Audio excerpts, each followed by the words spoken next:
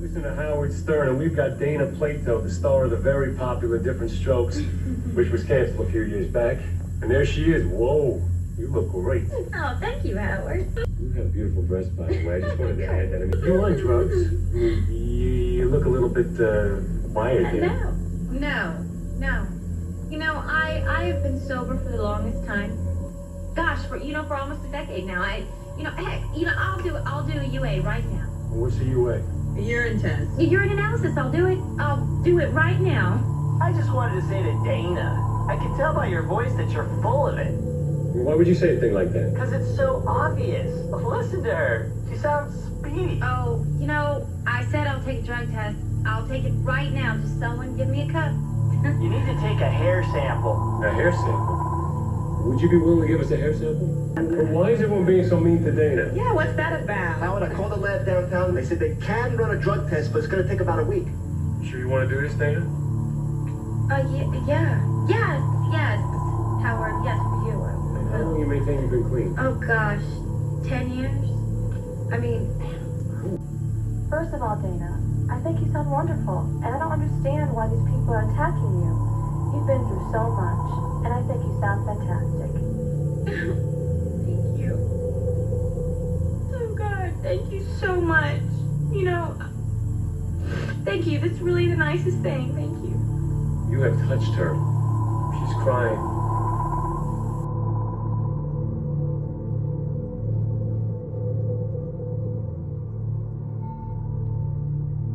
Connaissez-vous le destin tragique de Dana Plato, celle qui jouait le rôle de Virginia Drummond dans la série Arnold et Willy? J'imagine que oui, puisqu'elle était de ceux que l'on retrouvait dans les articles sur les enfants stars ayant fini leur jour prématurément. Et on y trouvait souvent les mêmes. Je pense à la petite Judith Barcy, ou encore l'actrice de Poltergeist, et il y avait également Dana Plato. Mais connaissez-vous toute l'histoire de celle qui est morte à l'âge de seulement 34 ans aujourd'hui, la triste histoire de Dana Plato?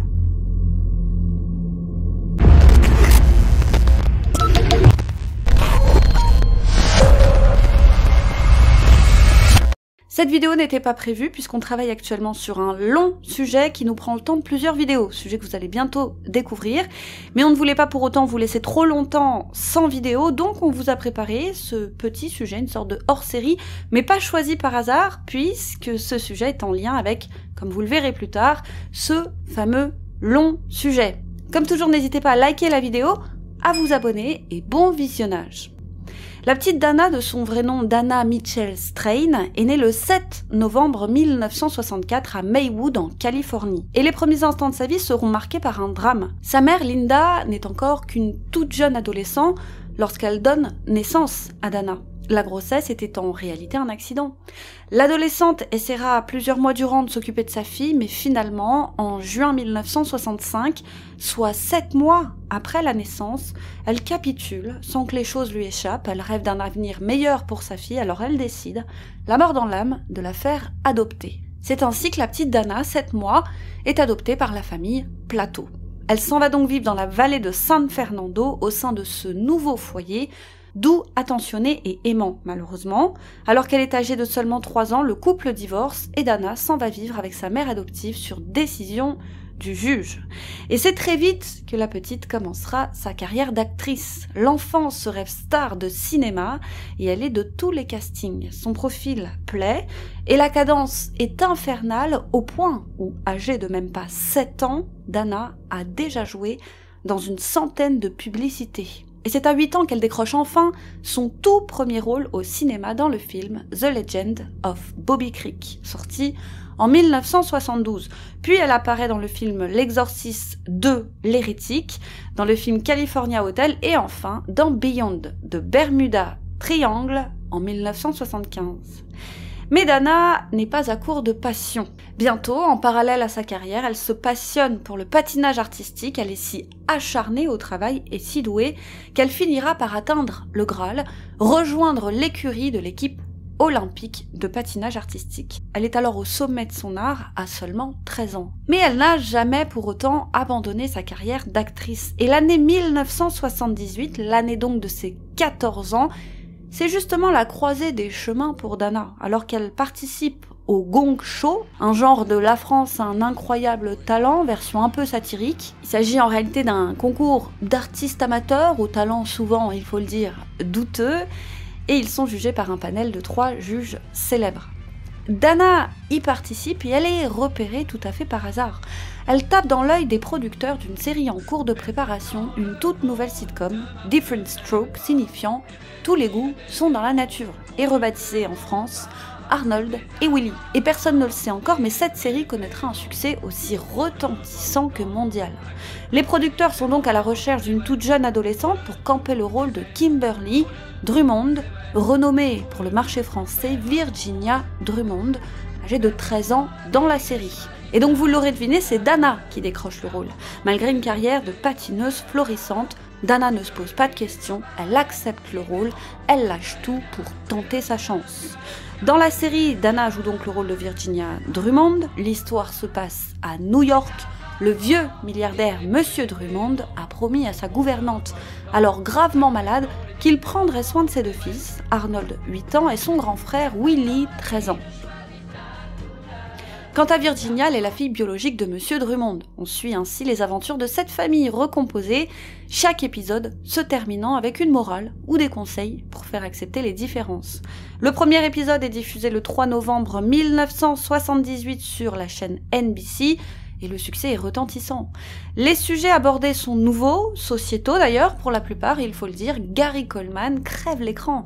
Il marque les esprits avec sa fameuse expression « Mais qu'est-ce que tu me racontes là ?» Qu'est-ce que tu me racontes là? What you talking about? What you talking about? What you talking about? What you talking about, Willis?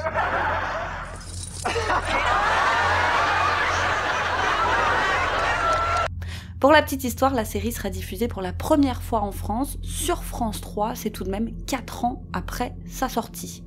Malheureusement, et personne ne le sait encore, mais cette série sera considérée comme maudite à cause du destin tragique de ses 3 enfants stars. Le show durera au total 8 ans, mais Dana n'en verra pas le bout. Elle tombe amoureuse d'un musicien, le guitariste rock Lanny Lambert, qu'elle rencontre en novembre 1983 à l'âge de 19 ans. Et c'est le coup de foudre.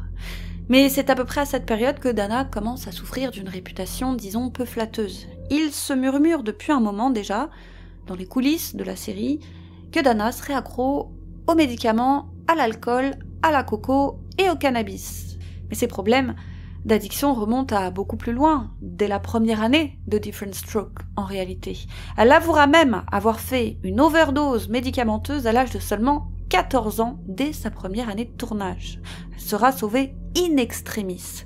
D'ailleurs, il y a sur la toile énormément de photos de Dana adolescente présente à diverses soirées ou galas. C'est peut-être un jeune âge déjà. Elle était beaucoup trop jeune pour participer à ce genre de soirée d'adultes, et ceci explique peut-être cela, qui sait.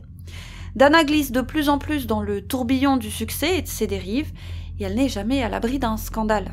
Il n'est pas rare de la trouver dans un état second, ici et là. Alors déjà que Dana jouissait d'une piètre réputation qui terrifiait littéralement les producteurs du show, qui avaient peur qu'elle écorne l'image lisse de ce show familial, la goutte d'eau, c'est quand elle leur apprend qu'elle est enceinte de Lanny. Elle tombe enceinte juste après leur rencontre. Réunion de crise au sein de la production de Different Strokes, la grossesse de Dana, qui n'a pas encore 20 ans, va bientôt commencer à se voir, alors faut-il ou non l'intégrer au show, puisque cette grossesse ne passera pas inaperçue. Souvenez-vous, dans Une nounou d'enfer, il y avait cette actrice qui, elle, était enceinte. On la voyait enceinte dans plusieurs épisodes, sans qu'il n'y ait aucun rapport avec la série. Les producteurs avaient fait le choix de la garder, sans intégrer sa grossesse à l'histoire, comme si de rien n'était, finalement. Eh bien, Different Strokes, non, ils ne veulent absolument pas d'une Dana Plato enceinte. Hors de question d'intégrer un personnage de maman adolescente.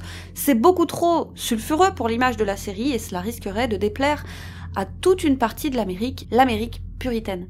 Alors décision est prise de licencier Dana, son rôle disparaîtra brusquement, et bien évidemment c'est un drame pour Dana. Mais ça ne l'empêche pas, après seulement 5 mois de relation, le 24 avril 1984, d'épouser Lanny. Elle est alors âgée de 20 ans, et au moment de la noce, elle est enceinte de déjà 6 mois. Elle donne naissance au petit Tyler Edward Lambert le 2 juillet 1984. Petit Tyler qui connaîtra un destin aussi terrible que celui de sa mère, mais ça on y reviendra plus tard. Dana va ainsi disparaître des écrans sans qu'on ne sache véritablement pourquoi. On ne la voit plus dans aucun rôle. Est-ce à cause de ses addictions ? Est-ce parce qu'elle souhaite se consacrer à l'éducation de son fils ? On ne sait en réalité pas grand-chose de cette période. Une chose est sûre, l'amour ne va pas durer puisqu'en janvier 88, le couple divorce. Chacun se bat alors pour avoir la garde du petit Tyler. Il semblerait qu'au début la garde ait été partagée. C'est tout de même un choc pour Dana qui se retrouve alors régulièrement séparée de son enfant. Mais le pire reste à venir. Une poignée de mois plus tard, cette même année, Dana perd sa mère adoptive, qu'elle considère, et qui est, à ses yeux, sa mère, qui meurt d'une sclérodermie, une grave maladie de la peau. Donc elle perd à la fois son fils, d'une certaine manière, et sa mère. Mais Dana ne baisse pas les bras, elle veut rebondir et faire son grand retour sur les écrans. Au même moment, elle passe sur le billard pour se faire agrandir la poitrine. Pense-t-elle ainsi obtenir plus de rôles ? Ou était-ce là une simple coquetterie ? Ça, nul ne le sait, mais en tout cas, ça va absolument rien changer, puisque les propositions de rôle ne se bousculent toujours pas au portillon. Dana pense que cette image d'éternelle adolescente lui colle à la peau, et que c'est sûrement ça qui l'empêche d'obtenir des rôles sérieux. Alors elle décide, peut-être aussi a-t-elle besoin d'argent, sûrement même à ce moment-là, elle décide de casser son image en posant nue pour Playboy. Et les Américains qui ne savent rien des problèmes de Dana, qui restent malgré tout en coulisses, découvrent effarés celle qu'ils refusent de voir grandir, la petite Virginia. Et c'est le choc. Pour beaucoup, elle est en perdition. Et ce choix se révélera catastrophique car dès lors, elle sera en quelque sorte blacklistée du milieu, trop sulfureuse pour les productions grand public. Désormais, elle n'aura plus que quelques miettes, un peu de figuration ici et là, et ça, Dana le vit très mal. Elle va noyer son chagrin dans l'alcool et devra désormais faire face à une nouvelle difficulté de taille dans sa vie, la dépression. Mais elle tient bon, elle continue de courir les castings, mais personne ne lui laisse sa chance. Elle va alors se tourner vers des productions bien moins prestigieuses, voire même honteuses, aux yeux de la profession du moins, les films de série B.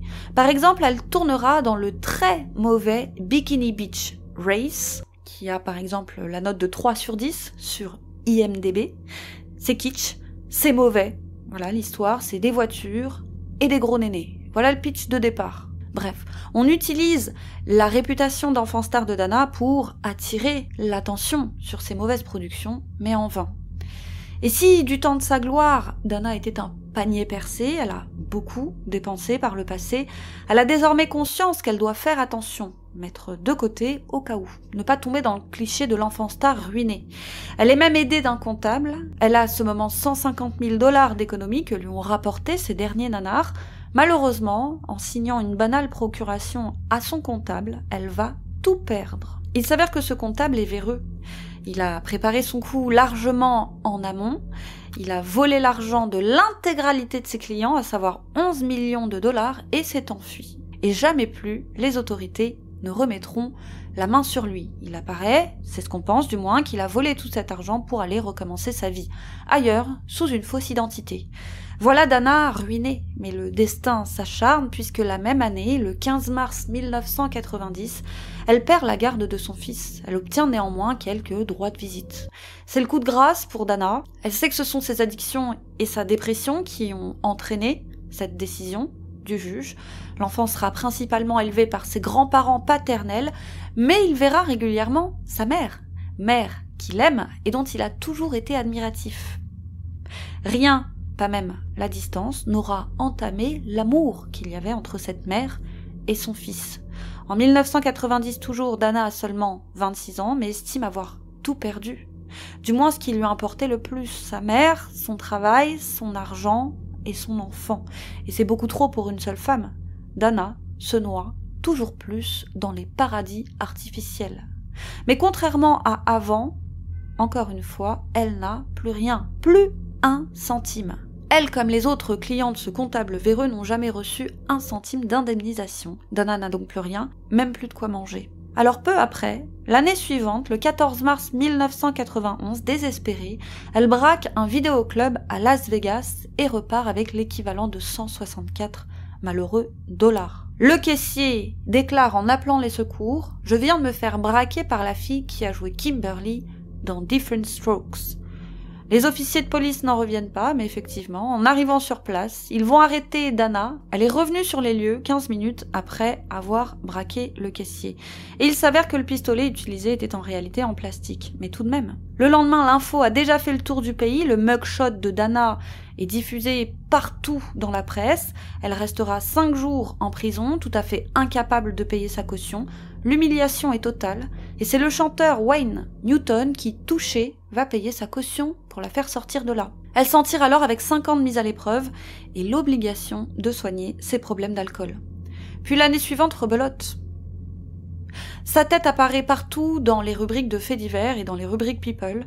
Elle est cette fois arrêtée le 14 mars 1992 pour avoir falsifié des ordonnances dans le but de se faire prescrire des médicaments qu'elle utilise pour s'intoxiquer davantage. Rien ne semble stopper la descente aux enfers de Dana. Mais le juge fera preuve de clémence. Dana apparaît à l'audience abattue et elle joue franc jeu. Elle déclare, je cite, « J'ai de réels problèmes, je suis malade et j'ai vraiment besoin d'aide. » I need help. I'm sick. I really need help. In return, Dana Plato agreed to stay away from drugs and alcohol. The most dramatic testimony, though, came today from Todd Bridges, another former child star of Different Strokes, who has also been in jail and battled drugs and alcohol. He cried as he asked the judge to give his friend one more chance. All I'm saying is give him an opportunity. Résultat, 5 ans de mise à l'épreuve, à nouveau, plus un programme de désintoxication. Et elle a de la chance de s'en tirer à si bon compte. Généralement, après le sursis, vient le ferme. Le juge n'a probablement pas voulu l'enfoncer davantage. Elle a désormais l'interdiction de quitter l'état du Nevada, où elle demeure, et c'est dramatique pour sa carrière. Elle va alors faire une demande auprès des tribunaux pour pouvoir quitter l'état dans le cadre de ses activités, et les autorités acceptent. L'année suivante, en 1993, elle apparaît dans le jeu vidéo Night Trap, et si le jeu sort cette année-là, les scènes filmées intégrées au jeu ont quant à elles été tournées presque 6 ans auparavant. Le jeu est un échec commercial, mais il gagnera en popularité avec le temps. Déjà parce qu'il y avait la présence de Dana à ce moment-là, mais aussi et surtout parce que c'est l'un des tout premiers jeux dits d'action en direct. Il sera néanmoins décrié à l'époque pour sa violence et ses scènes jugées comme trop olé olé pour les jeunes. Et la sortie de ce jeu vidéo ne va absolument pas aider Dana. Les gens n'oublient pas qu'elle vient de tomber pour falsification d'ordonnance. Alors plus personne ne veut d'elle, du moins plus que jamais, elle prend alors la lourde décision de se tourner vers les films de charme. Elle en tournera quelques les années suivantes. Un producteur peu scrupuleux appellera même son film Different Strokes, simplement écrit d'une autre manière, imitant ainsi le titre de la série qui avait fait découvrir Dana.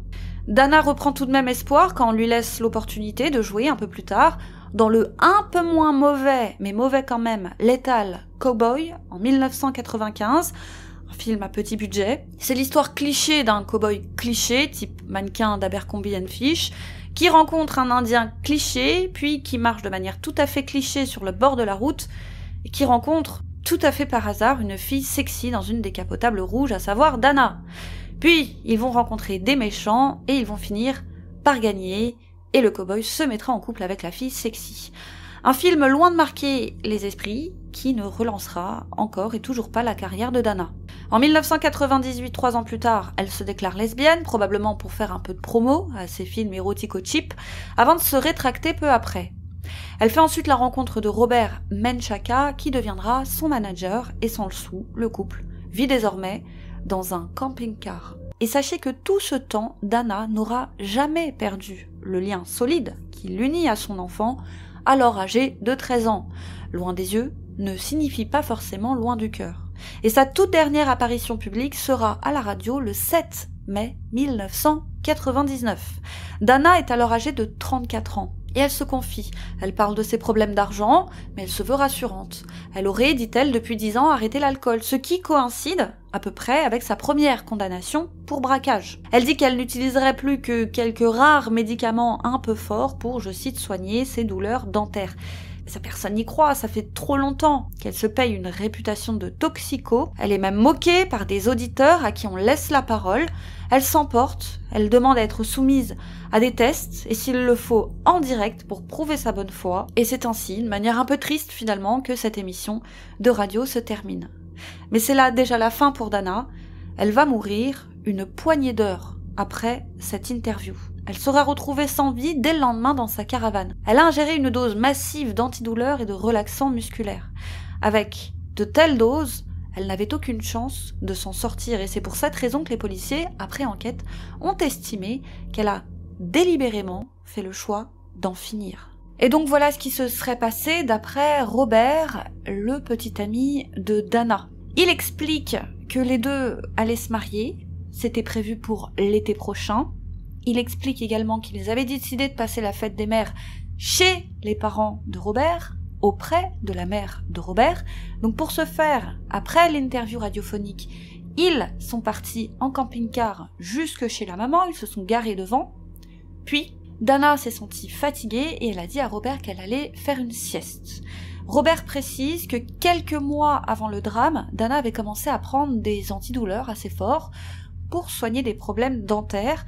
Le médecin lui avait donc prescrit des médicaments. Dana a eu peur parce qu'elle avait de vrais antécédents avec ce type de médicaments. Néanmoins, ils se sont dit que comme c'était le médecin qui les lui avait prescrits, il n'allait y avoir aucun problème. Donc, Dana a pris quelques pilules, elle s'est couchée, Robert est venu la rejoindre, il a dit qu'au moment de dormir, tout était normal, il pouvait même, comme ils étaient bras dessous, il pouvait même sentir son cœur battre. Puis, quelques heures plus tard, une poignée d'heures plus tard, Robert s'est réveillé et il a constaté que Dana était toute froide à côté de lui. Il s'est précipité dans la maison de ses parents puisque sa mère est infirmière, il l'a appelée, malheureusement il n'y avait déjà plus rien à faire. Ils ont appelé le 911 et selon Robert, Dana n'avait absolument pas prévu de mettre fin à ses jours. Ce serait selon lui accidentel. Mais les gens, vous avez vu l'interview que je viens de vous mettre, elle est misogyne, elle est humiliante. Et donc, l'un des responsables qui sera montré du doigt, c'est Howard Stern, cet animateur radio, ainsi que cette émission. Ce serait, selon de nombreux Américains, ce qui aurait précipité la fin de Dana, qui n'aurait peut-être pas supporté un traitement aussi dur. Ce qui signifie que le petit Tyler, son fils, désormais âgé de 14 ans, vient de perdre sa mère. Et il va y avoir 10 jours après la mort de Dana, une émission spéciale sur les dérives des enfants stars. Sur le plateau, il y aura Tyler, alors âgé de 14 ans, en compagnie de sa grand-mère paternelle. Dans l'émission, on y explique que Dana était malheureusement plus préoccupée par où trouver sa drogue, plutôt que de s'occuper de l'éducation de son fils. C'est ce qui est dit mot pour mot dans l'émission. Il y aurait également Gary Coleman dans l'émission, alors âgé de 31 ans à l'époque, qui va lui aussi parler de ce difficile milieu. Pendant l'émission, il va offrir à Tyler son aide, lui expliquer qu'il serait toujours là s'il avait besoin d'aide. Il lui a dit « Nous sommes tous des gens qui aimaient ta mère et nous partagerons cet amour avec toi ». Puis le public a applaudi. Et Gary Coleman a dit une phrase que j'ai trouvée très intéressante. Il a dit, je cite, « Ce milieu n'a pas de filet pour vous rattraper lorsque vous tombez ». Et enfin, un autre enfant star, un certain Paul Peterson, qui avait joué enfant dans le Donna Reed Show. Il explique avoir croisé Dana, c'était en 1989 il me semble à l'époque. Elle venait tout juste de se faire renvoyer d'Arnold et Willie. Il l'a croisée dans les coulisses et elle était dans une période à ce moment-là où elle répétait au studio, au public, à qui voulait bien l'entendre, qu'elle était clean. Peterson, qui lui-même a eu de graves problèmes de drogue, a expliqué, il l'a vue sortir des toilettes. Il est étonné parce qu'elle avait énormément de poudre sur le visage et il est parti la voir et lui a conseillé de l'essuyer un peu. Néanmoins, Tyler va réitérer son amour pour sa mère. Il l'aime. Et il est inconsolable. Déjà fragile, il sombre dès lors dans une dépression intense. Et les années passent, mais sa dépression persiste. Et désireux d'en finir, comme sa mère l'avait fait avant lui, il décide de passer à l'acte à la date anniversaire de la mort de Dana, 10 ans après, jour pour jour, le 7 mai 2010, alors qu'il est âgé de seulement 25 ans. Et selon ses proches, il ne s'est en réalité jamais remis de la mort de sa mère. Et chaque anniversaire de sa mort était une épreuve terrible pour Tyler. C'est-à-dire que chaque année, à la même période, tout remontait. Et c'est sans prévenir, malgré tout, à la surprise de tous, après plusieurs jours à se terrer chez lui sans donner de nouvelles à personne qu'il passera à l'action. Un triste sort pour cette mère et son fils, mais pas que. Arnold et Willie ont eux aussi connu une vraie déchéance. Et ça, c'est de notoriété publique. Gary Coleman, qui incarnait Arnold, n'a lui aussi plus intéressé personne après le succès de la série. Il a dû assigner en justice ses parents adoptifs. Lorsqu'il était mineur, c'est eux qui géraient son argent. Or, il s'est très vite rendu compte que ses parents adoptifs lui avaient tout simplement volé son argent, ou alors il l'avait utilisé pour le dilapider par le biais d'investissements financiers douteux. Catastrophe. Alors même que légalement il est enfin en droit de jouir de son argent, il se rend compte qu'il n'y a plus rien. Et cette action en justice ne servira à rien puisque les caisses ont déjà été vidées. Comme Dana, il se retrouve ruiné, incapable de rebondir, et si sa particularité, le fait d'avoir des problèmes de croissance, était une force pour son personnage d'Arnold, cet éternel enfant, eh bien, elle deviendra un poids pour la suite de sa carrière. Sa condition a aussi entraîné de gros problèmes de santé, il a tout de même reçu 2 greffes de reins, et d'ailleurs il était déjà très malade à l'époque du tournage d'Arnold et Willie. En 2003, il s'est lancé sans succès dans la course au poste de gouverneur de Californie. Sans le sou, il a occupé un poste de gardien de sécurité, et c'est le 28 mai 2010, à l'âge de 42 ans, qu'il meurt dans un malheureux accident domestique. Il fait une chute et meurt donc d'une hémorragie cérébrale. Quant à Willie, Todd Bridges, de son vrai nom, on apprendra plus tard qu'il a très tôt été abusé par son manager alors qu'il avait seulement 11 ans. Dès l'arrêt de la série, il a dilapidé toute sa fortune et est plongé dans la drogue. Il a déclaré, je cite, « J'avais 22 ans et je me suis rendu compte que j'avais perdu tout mon argent. Sans Arnold et Willie, tout ce qui me restait, c'était mes problèmes personnels. Alors je me suis mis à dealer pour payer mes dettes. » Des années troubles pendant lesquelles il tombe dans l'oubli et passe par la case prison, mais des années qui sont malgré tout illuminées, comme le disait Voici, par la naissance de son fils Spencer Todd Bridges Jr. en 1998. Il réussira à s'en sortir grâce notamment donc à son fils, mais à la religion, en devenant un protestant convaincu. Il passera d'ailleurs énormément de temps à faire de la prévention au sein de sa paroisse. Il est toujours acteur et a tourné son dernier film en 2019. Bon, précisons qu'il ne tourne plus beaucoup. Et Willie a écrit à l'occasion du 55e anniversaire de Dana « Tu étais la seule personne à qui je pouvais toujours parler. Tu étais l'une de mes meilleures amies. Je ne t'oublierai jamais et je t'aimerai pour toujours. Joyeux anniversaire Dana Plato. RIP, tu es libre, mon ami. » C'est vrai qu'ils s'entendaient extrêmement bien déjà à l'époque du tournage. Bref, c'est tout pour aujourd'hui. Merci de nous avoir suivis. On a hâte que vous découvriez ce fameux sujet. En attendant, on vous dit à très vite sur YouCrime pour une autre triste histoire, les amis.